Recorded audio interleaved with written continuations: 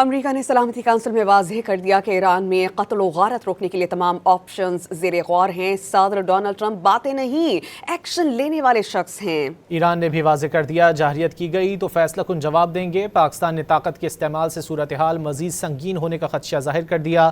روس اور چین نے بھی ایران پر کسی بھی ممکنہ امریکی حملے کی مخالفت کر دی۔